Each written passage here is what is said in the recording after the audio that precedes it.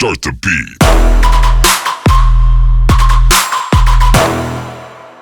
안녕하세요. 돈 버는 세상 돈세요입니다. 두산에 대해서 오늘 살펴보겠습니다. 두산이 얼마 전에 제가 12만원에 팔고 나왔는데 단기적인 악재가 떠서 10만 7천원 정도까지 내려왔어요. 악재는 뭐냐면 박용만 블록딜 두산 급락 이런 내용인데 대주주들이 블록딜을 했다는 거죠. 내용을 보면 전일종가 11만 7천원에서 8%에서 12% 할인율을 해서 10만 3천원, 10만 7,500원 수준으로 블록딜을 한다는 건데 이것 때문에 10만 7천원까지 밀렸어요. 저는 운 좋게 12만원대 팔고 그 전날 팔았죠.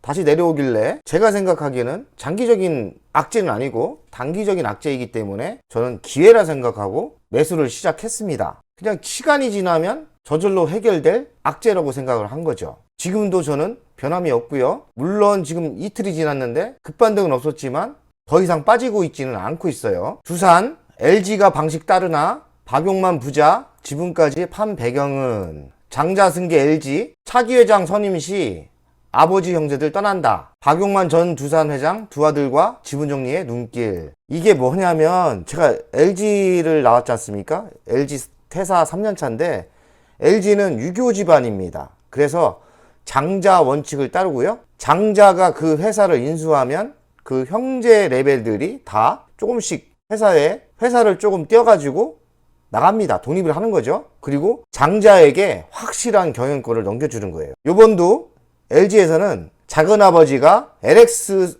그룹을 가지고 나갔죠. 그게 LX 세미콘이고 그렇죠. LG는 확실한 유교 집안이라서 이렇게 싸우지 않고 확실하게 너는 이거 먹고 떨어져라 이런 식으로 하는 거죠. LG는 요번에 LX가 뛰쳐나갔죠. 깨끗하게 정리가 됐습니다. 정리가 되면서 LG는 또 좋은 게 서로 협력을 해요.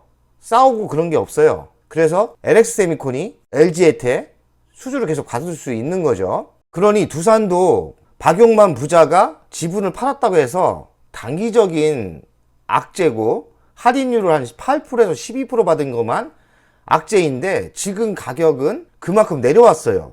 그렇기 때문에 제가 생각하기는 더 이상 빠질 건 없다. 더 빠지면 매수 타이밍이다. 차트 보면서 얘기하겠습니다. 주식을 제가 24년 해보니까 항상 주식의 단기적인 방향을 맞추기가 진짜 힘들어요. 그건 신의 영역이에요. 그럼 우리는 전략을 어떻게 짜야 되냐? 좋은 주식 내가 공부해서 미래가 10년 좋은 주식을 상황을 딱 보다가 돌발 악재에 하락을 할 때 그때 매수를 하는 전략으로 가는 게 가장 성공률이 높습니다. 두산도 미래가 매우 좋죠. 국민의힘이 정권 교체를 했고 윤석열 대통령은 확실하게 탈원전을 폐지하고 강한 원전의 나라를 다시 세운다고 발표를 했어요. 두산은 원전이 핵심입니다.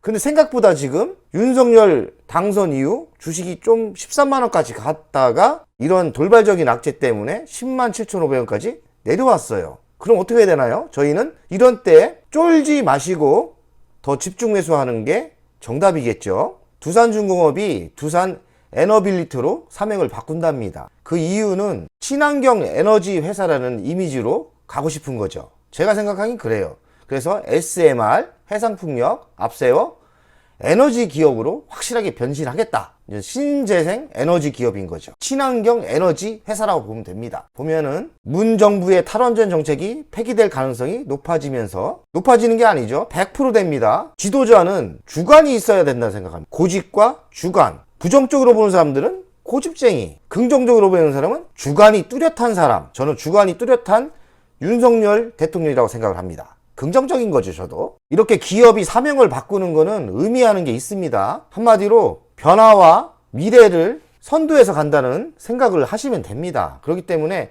기업이 이름을 바꿀 때 보면 한번 턴 어라운드를 하는 경우가 많아요. 매우 좋은 현상이죠. 지금 보이는 것처럼 19년대는 20년까지 적자를 보다가 작년에 흑자가 났죠. 올해도 흑자가 더 높고 매출액도 이렇게 늘어날 거예요. 윤석열 당선 호재다. 당연히 호재죠. 근데 호재에 비하면 지금 많은 상승이 있는 척 하다가 지금 조정을 받았어요. 그럼 어찌해야 되나요? 윤석열 대통령이 뭐 사라지진 않지 않습니까? 그리고 윤석열 대통령이 주관이 세신 분이에요. 강한 원전의 나라로 대한민국을 만들 거예요. 그러면 결국에는 1년 뒤, 2년 뒤 윤석열 정부가 5년이지 않습니까? 2년 안에 더블 갑니다.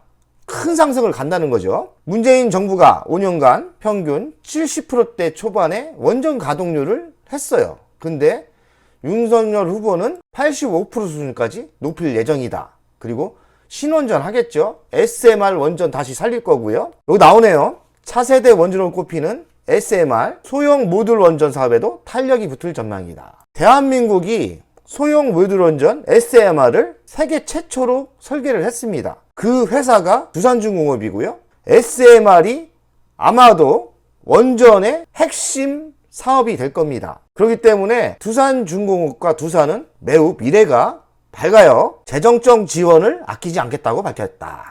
나라에서 재정적인 지원도 중요하지만 나라에서 이렇게 샘플을 돌려주고 이렇게 투자를 하면 전 세계 나라가 대한민국을 믿습니다. 문재인 정부가 탈원전으로 원전 사업 수주가 제로입니다. 그래서 자기들은 노력을 했다지만 우리가 잘못한 거 아니다. 잘못했어요. 당신네들이 탈원전을 하면서 어떤 나라가 대한민국을 믿습니까? 본인 나라도 안 하는 원전 사업을 누가 수주를 주냐고요. 그거는 먹고 사는 일자리를 다 없앤 겁니다. 그런데 윤석열 후보가 이렇게 대한민국의 원전을 살리고 신원전을 한다. 그러면 이젠 대한민국이 독보적인 기술력을 가졌기 때문에 원전은 다시 살려날 거고 전 세계의 원전이 우리나라한테 수주를 줄 가능성이 많아요. 이게 매우 중요한 겁니다. 원전 산업은 대통령이 영업을 하는 사업입니다. 국가가 책임을 져야 되니까요. 보증을 써야 되고 두산그룹 반도체 사업 지출 4,600억의 한국 1위 테스트 기업 인수. 두산은 반도체 분야의 핵심 소재로 지속적인 공성장이 예상되는 산업, 적극적인 투자로 반도체 후공정 사업인 테스나를 4,600억에 인수를 했다는 거죠. 돈도 있고 포트폴리오 차원에서 테스나를 인수했다는 건데 제가 반도체도 좀 투자를 했지 않습니까? 반도체 분야가 안 좋을 수가 없어요. 세상은 계속 반도체를 원합니다. 자율주행차 시대가 왔고요. 인공지능 시대가 왔습니다. 인공지능 시대, AI, 증강현실, 자율주행 시장 다 반도체가 엄청나게 들어가는 사업입니다. 미래 사업의 반도체는 씨앗입니다. 그렇기 때문에 반도체 사업은 성장할 수밖에 없습니다. 두산이 반도체에 이렇게 두산이 테스나를 인수하면서 투자를 하는 거는 포트폴리오 차원에서 매우 잘한 거라고 저는 생각을 합니다. 두산 이제는 본격 성장, 에너지 확대에 신사업까지 반도체 추가했죠. 대한민국 정부가 원전을 밀어준다고 합니다. 두산 반도체 이어 의료기기 사업 진출, 제2의 도약 시동. 두산 그룹이 되게 좀 도전적인 것 같습니다. 얼마 전까지만 해도 정부에 3조 이상 빚을 져가지고 망할 뻔했는데 매각할 거 매각하고 팔 건 팔고 이제는 빚을 다 갚고 나서 과감하게 반도체도 투자를 하고 의료기기도 투자를 하고 로봇 분야도 투자를 한다는 거 보면 매력적인 두산입니다. 의료기기 사업에 투자를 하고 자동 판매기 운영업도 하네요. 로봇카페 연계 그리고 반도체 투자했죠. 테스나 4,600억의 인수 빠방빠방 터지네요. 의료기기 사업은 저도 좋게 보는 게 사람이 이제 오래 삽니다. 100세 시대가 왔어요. 100세 시대가 오고 또 돈 많은 사람들이 많아졌어요. 생명을 연장하고 싶은 사람들이 많아요. 저도 오래 살고 싶어요. 돈 많은데 죽을 때 돈 싸갖고 가는 게 아니지 않습니까? 그러면 아무래도 의료기기 사업은 이렇게 노령화되는 시대에서는 유망사업이라고 저는 생각을 합니다. 그래서 LG전자 이번에 의료기기 사업 했죠. 두산도 한다고 합니다. 다 이유가 있는 겁니다. 2배 더 그래도 산다. 반도체품은 두산. 통 큰 M&A 3년 만에 2배 그래도 고 M&A 시장에 두산이 들어왔다. 기업 인수 시장에 두산이 돌아온 거죠. 되게 강한 실행력을 하고 있습니다. 두산이 이렇게 강했나요? 지금 보이는 거는 제가 두산을 당일치기에 단타도 하고요. 최근에 두산을 집중 매수했어요. 그리고 두산중공업은 계속 장기 홀딩 하고 있습니다. 60% 정도 먹었는데 아직까지 팔 생각이 없어요. 두산중공업의 미래를 좋게 보기 때문에 워낙 바닥에 샀기 13,700원에 샀어요. 그리고 3만원대 한 3만원대 160%라고 팔고요. 물론 다 팔았으면 더 좋았는데 더 갈 줄 알고 안 팔았죠. 하지만 더 두산을 더 이렇게 매집하고 있는 거죠. 나름대로 열심히 하고 있습니다. 두산중공업 갖고 많이 먹었어요. 두산의 주간 차트를 보겠습니다. 이렇게 61선이 저항선이네요. 이렇게 꼭지점을 이렇게 그리고 피토나치 되돌림선을 한번 얼마까지 조정을 받는 게 적당한지 한번 보겠어요. 피토나치 뒤돌림을 보면 황금비가 38이죠. 38일 정도는 요 정도입니다. 107,500원. 요 1번 정도죠. 요 정도. 그러니까 요만큼 더 빠질 수는 있는데 15만원 이상은 충분히 가는 거죠. 저는 요때 1차로 들어갔는데 만약에 이렇게 38.2% 요 정도 위치죠. 요 정도 위치에 조정을 더 세게 받는다면 저는 더 매수할 생각입니다.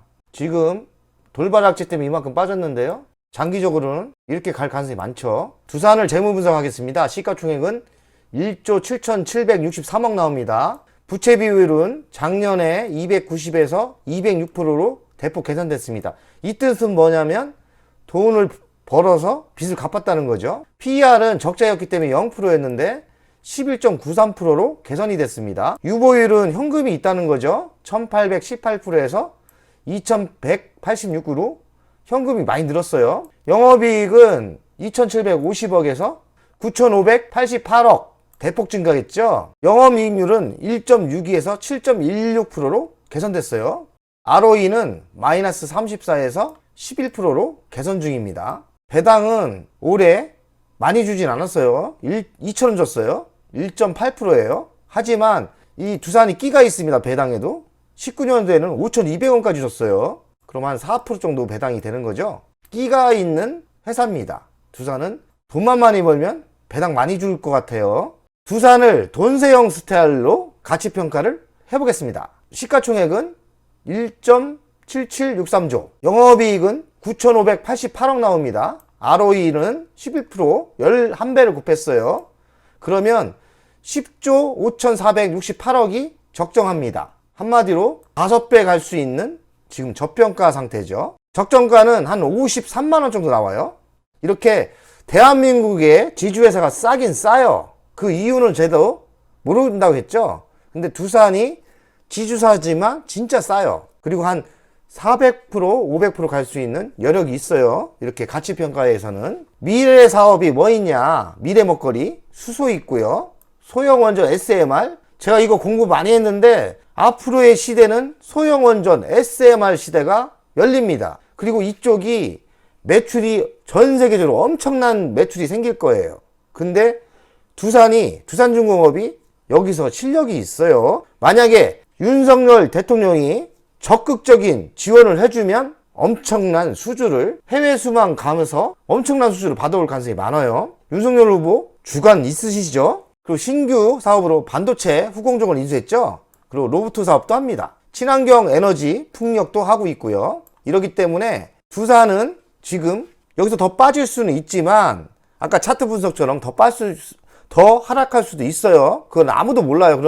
근데 중요한 것은 하락할 때마다 줍줍 매수를 해야 된다. 너무 싸게 매수하려고 하지 마시고 저처럼 과감하게 줄 때 먹자 이거죠. 저는 더 빠지면 더 매수합니다. 두산 이수를 볼까요? 채권단 졸업 완료죠. 이젠 자기들 마음대로 뭐 투자를 하고 뭐 인수하는데 누가 뭐라고 타치를 못해요. 채권단 졸업하자마자 반도체 회사 인수하고 뭐 여기도 투자한다고 하고 과감하죠. 도전하지 않으면 회사가 클 수가 없어요. 회사가 2, 3년 뒤에는 엄청나게 클 것 같습니다. 친환경 에너지 시장 압도적 선두주자다. 그린 수소 생산도 하고 수전의 기술도 있고 수소 연료 전지도 하고 있습니다. 그리고 미국의 SMR 뉴스케이 파워도 투자를 했죠. 나스닥 상장이 예상되는데 아마도 동방성장할 겁니다. 왜냐하면 뉴스케이 파워가 수주를 받으면 시공은 두산중공업이 합니다. 왜냐하면 뉴스케이 파워는 시공 능력이 없어요. 그렇기 때문에 두산중공업이 뉴스케이어가 미국 애들이 따오면 수주를 받아오면 두산중공업에 줄 수밖에 없는 구조입니다. 그리고 동업자예요. 한 1,300억 정도 투자를 했습니다. 반도체 신규 사업을 하고 있고 그리고 로봇 사업도 강화하고 있습니다. 두산우에 대해서 결론을 지겠습니다. 지금 조정을 생각보다 윤석열 대통령이 당선이 되면서 크게 갈 줄 알았어요. 근데 13만원까지 갔다가 지금 10만원, 11만원 아래로 지금 내려왔는데 제 생각은 그래요. 어차피 우상향으로 가는 거는 맞아요. 그렇기 때문에 바닥은 얼마 있지 모르겠지만 빠질 만큼 빠졌어요. 그렇기 때문에 현금이 있으신 분은 지금 기회에 더 매집을 하세요. 친환경 에너지 사업은 앞으로의 꿈이고 미래입니다. 두산은 고생 했는데 이제는 결말이 나올 때가 된 타이밍입니다. 신원전 좋죠, 풍력 좋죠, 그리고 수소 좋죠, 그리고 반도체도 투자를 했는데 반도체 매우 좋아요. 이젠 꽃길만 남았습니다. 두산과 두산 우선주는 배당도 줘요. 배당이 2%면 뭐 적게 주는 게 아닙니다. 근데 두산이 알고 보면 돈만 많이 보면 5,000원대 배당을 줄 때도 있었어요. 그렇기 때문에 돈을 많이 벌면 배당이 또 꽃을 필 거예요. 그렇기 때문에 두산은 아주 장기적인 투자가 된 매력적인 회사입니다. 여러분들에겐 꿈이 있나요? 저는 30대 때 40 넘기기 전에 100억의 부자가 된다고 결심을 했었어요. 근데 두 번의 좌절이 있었죠. 제가 지금 50 초반인데 저는 다시 꿈을 강력하게 꿉니다. 저는 5년 안에 30대 초반에 가졌던 꿈, 20대 초반에 가졌던 꿈을 늦었지만 50대 중반, 55세 전에 이루려고 합니다. 5년 안에 이룬다는 거죠. 지금 자산으로 봐서는 뭐 충분하게 가능하다고 생각을 합니다. 전 100% 제가 100억 부자가 된다고 생각을 하고요. 안 되면 되게 할 겁니다. 여러분들도 돈세형 가족 여러분들도 20대도 있을 거고 30대도 있을 거고 좀 저보다 나이 많은 분도 계실 거예요. 꿈은 똑같이 가십시다. 100억 갑시다. 100억 아무나 하는 겁니다. 100억 상징성이 있는 꼭 100억 부자가 된다고 자기 암시를 합시다. 자기가 믿으면 그 꿈은 이루어져요. 전 그렇게 생각합니다. 난 꼭 100억 부자가 될 거야. 이런 구호를 외치면서 마무리 지겠습니다. 100억 부자 될 거야. 돈세형 가족 여러분들 사랑합니다.